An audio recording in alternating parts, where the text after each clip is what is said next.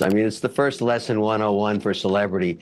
As you rise up, whether you're a film star, music star, or whatever, shut your mouth and just entertain. Hollywood keeps forgetting who's in charge, the audience.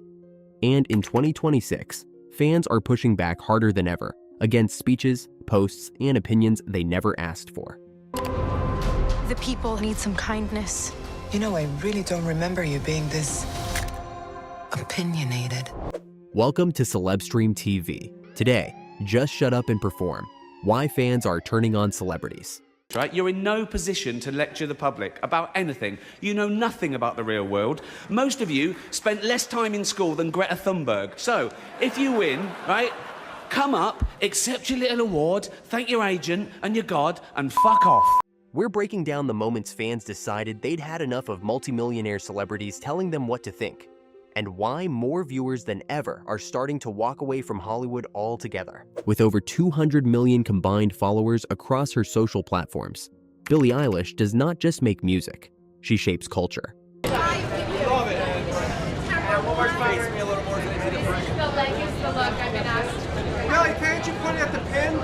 She is one of the most followed, most decorated, most talked about musicians of her generation. Multiple Grammys, record-breaking streams, a fan base that spans every continent. Her influence is not debatable, it is documented. But at the 2026 Grammy Awards, she stepped into territory that divided that audience almost instantly. During her on-stage moment, Eilish delivered the line, "No one is illegal on stolen land." Don't feel like I need to say anything, but that no one is illegal on stolen land.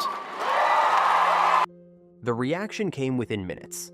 Supporters called it brave and necessary. Critics called it performative.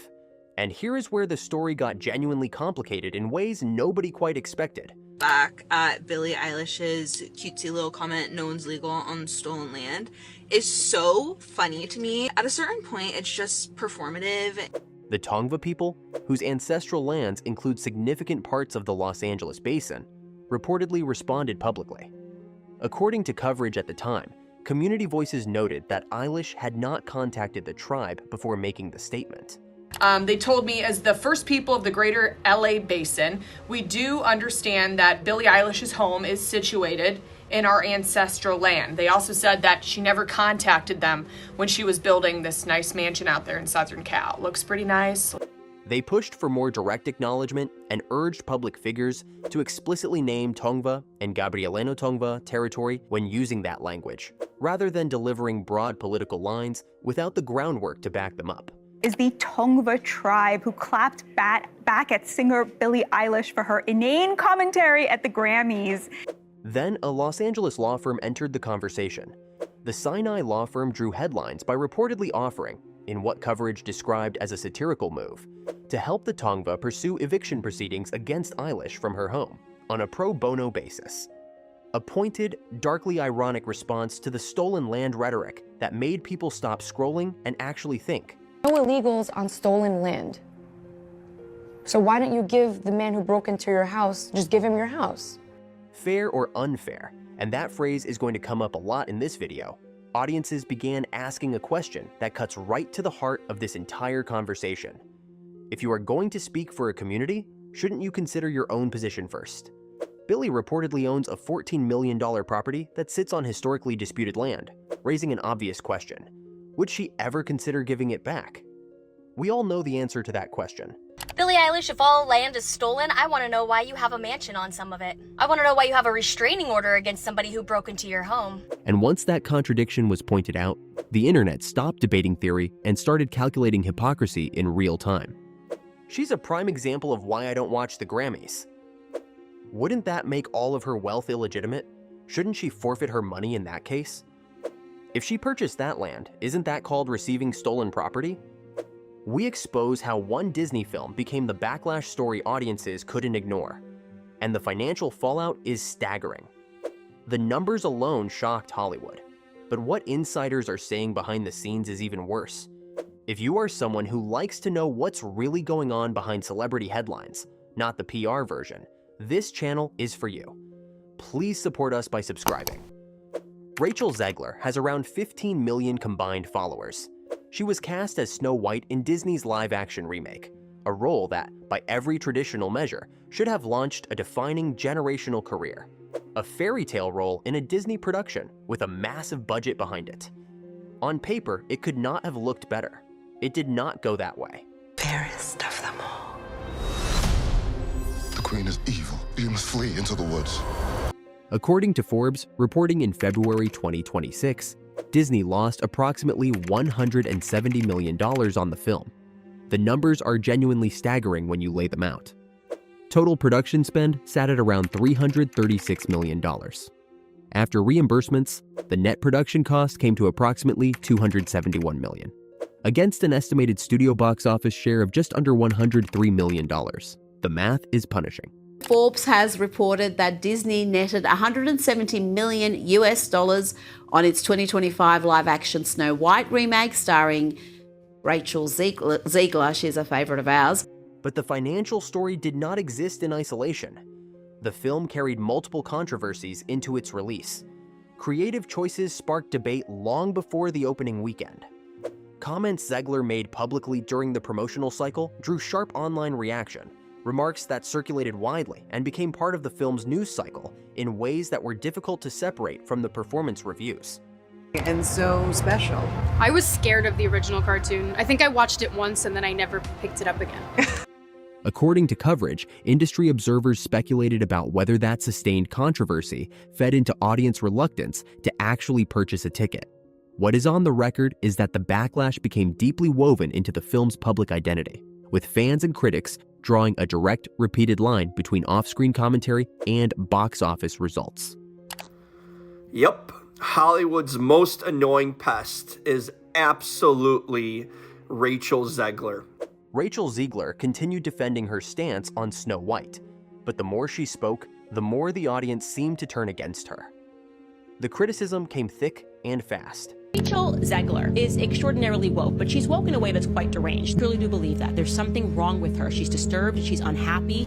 The damage was done long before anyone sat down in a cinema seat. And if you want to understand how quickly that shift happened, you don't have to look at box office numbers. Just look at the comments section. She's such an unlikable person. Rachel Ziegler is talented. However, she's just not the best fit for the role of Snow White. She trashed the original, so yeah, it's because of her. When losses hit this level, studios start making very quiet decisions about who stays and who goes. Next, we reveal the Marvel move being linked to too much noise. And one iconic role may already be finished. This is why people keep coming back to this channel. We expose the secrets they won't show on mainstream news. Subscribe now so you don't miss the next shocking episode. Mark Ruffalo carries roughly 50 million combined followers. He has played Bruce Banner, the Hulk, across more than a decade of Marvel films and some of the highest-grossing movies in cinematic history. That is not a small legacy. That is the kind of career most actors spend their entire lives chasing. Hey Mark, how are you doing, Mark? Good to see you. But according to reports that have been circulating with serious momentum, that chapter may be over. It has been reported that Ruffalo is no longer set to appear as Hulk in Avengers: Doomsday. Not a contract dispute, not a schedule conflict. Mark Ruffalo has been fired by Marvel Studios. His $500 million contract has been terminated. Online commentary and reporting have pointed repeatedly to his off-screen political commentary as a contributing factor in what may have been a deliberate decision by a studio calculating exactly how much audience noise is attached to a given name. This crazy stuff isn't happening. We have a president who says the laws of the world don't apply to him and we could rely on his morality, but he has no morality. Ruffalo has never been quiet. He has been consistent, arguably relentlessly so, in sharing his political views publicly across platforms and in interviews. You can't be arrested and tossed into a dungeon or a detention center or a concentration camp or some damn basement without a fair trial. For a long stretch of his career, that appeared to cost him nothing professionally. His Marvel work continued. The projects kept coming. But you do have another Avengers movie coming up. I do. We have another Avengers movie. Industry observers are now speculating whether Doomsday represents a genuine turning point. A moment where a studio made a very quiet, very deliberate decision about noise management of one of their leading actors. I can't believe the words that are about to come out of my mouth, but the Hulk will not be in Avengers Doomsday? Because here is the thing that gets discussed in those industry conversations. It is not just about whether the commentary is right or wrong. It is about the calculation. When a name becomes a liability in the broader brand conversation, someone somewhere runs the numbers. Reports are saying that Mark Ruffalo was fired from playing the Hulk because of his comments he made about ICE at the Golden Globe. And once audiences start separating the character from the actor, love Hulk, not Ruffalo. That calculation gets easier. Studios don't respond to outrage alone. They respond to projected risk. There's a lot of rumors going around that Mark Ruffalo may get replaced because of the political things he's been doing. Ruffalo had to open his mouth about politics. Love Hulk, but Ruffalo can kick rocks. Once studios start factoring public backlash into casting, even the most beloved franchises aren't immune. Next, we break down the single post that triggered a fan reaction so strong it may have followed him into his most famous role. John Leguizamo has around 2 million combined followers.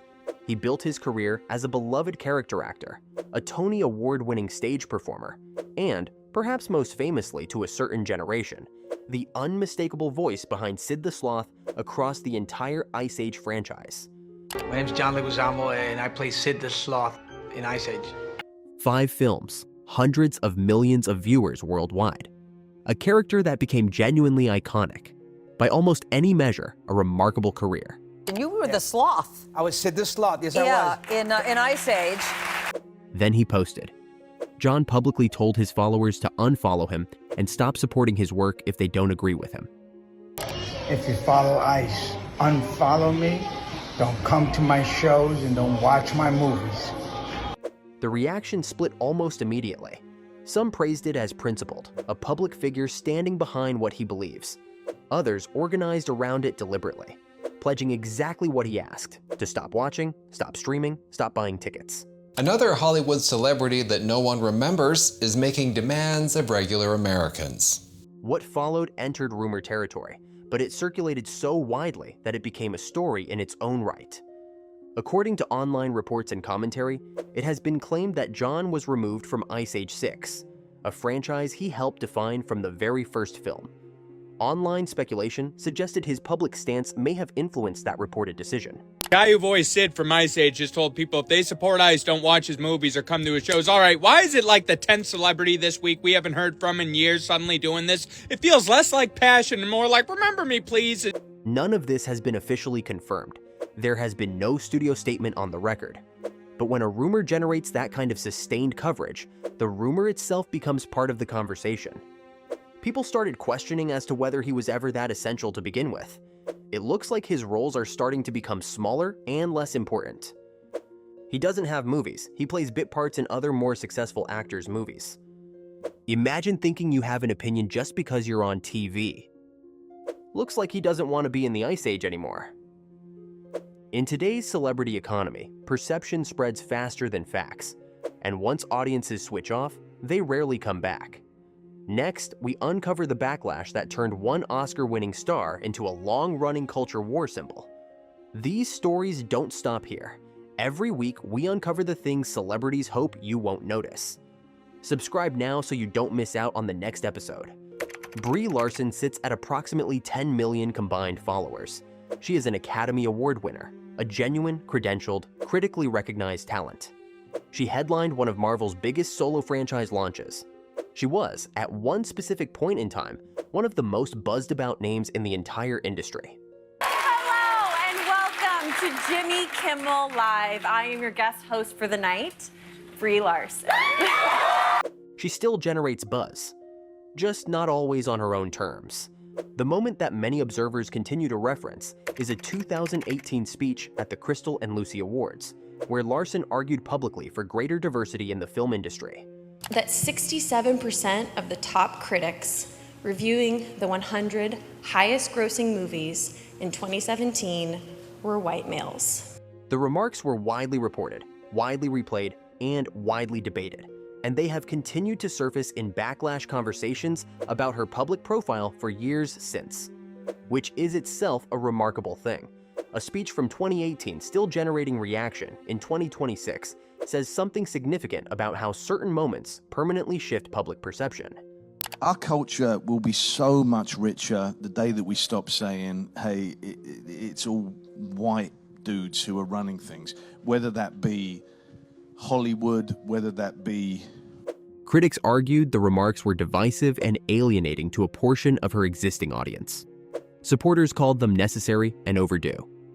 But what happened in the broader public conversation is the part worth examining. Larson became a symbol. And once a celebrity becomes a symbol in a culture war argument, the actual conversation stops being about their work entirely. It lands on what they supposedly represent. She goes even further. She says that she doesn't care if white people go to see her movies because she's not going to take criticism from white people. And that's when tone hardens.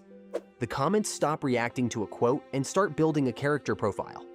One that follows her into every interview, every role, every headline. It's like she's on a defensive mode 24/7 and thinks that the world is going against her as soon as she walks out the door. She's the type of girl to go full-on tactical competition mode while playing fun little games and also saying it was just a game when she loses. She totally fills the spectrum between cringy awkward and self-absorbed. Some controversies fade, others embed themselves into a celebrity's reputation for years. Next, we look at the posts that sparked one of the most sustained backlash cycles in recent celebrity history. By the way, I want to thank all of my new subscribers. Every like and subscribe helps the channel grow more than you think. Amy Schumer carries around 20 million combined followers. She is a comedian, a writer, a film and television presence. Someone who built an entire career on directness. On saying the uncomfortable thing out loud before anyone else in the room was ready. That willingness to go there was always central to her appeal. It was the whole brand. Amy Schumer! Thank you. Oh, hey! Little old me. What? This whole thing? Thank you. Which is precisely what placed her in the middle of one of the more sustained and documented backlash cycles in recent memory. Schumer faced significant and widespread criticism following social media posts related to the Israel-Hamas war. Coverage was extensive. The reaction did not fade quickly. She addressed the backlash publicly, making statements intended to clarify her position and explain her thinking. But in the current media environment, clarifications rarely travel at the same velocity as the original moment. The post moves faster than the explanation. Schumer will post a meme criticizing the Black Lives Matter movement and the black community for not expressing support for Jewish people after the terrorist attacks on Israel from Palestine. According to coverage, the fallout became a sustained thread in her public narrative. Not a news cycle that passed after a week, but a recurring reference point in broader discussions about celebrity commentary and real-world professional consequence. Whether or not it directly affected specific deals or future bookings, the reputational dimension was publicly documented. And in an industry built on audience goodwill, reputational damage is often the most expensive kind. And when you scroll through the comments, you see how permanent that shift feels. The language isn't temporary outrage, it's disappointment that sounds settled. I didn't like her before, I don't like her more now. Finally, an explanation to why I never could stand her before. Now I know it's because she's a shit person. She disappointed me so much. By now, the pattern is impossible to ignore. Audiences are pushing back and celebrities are feeling it. And next, the moment Ricky Gervais stood on stage and said exactly what millions of viewers had been thinking. Ricky Gervais. A name that comes up every single time this conversation happens. Across multiple award show appearances, he delivered monologues that did not just poke at celebrities. They held up a mirror. He's hosted the iconic Golden Globes 5 times. You know, and then by the 5th time, right, they were going, good, give it to him, we're sick of celebrities.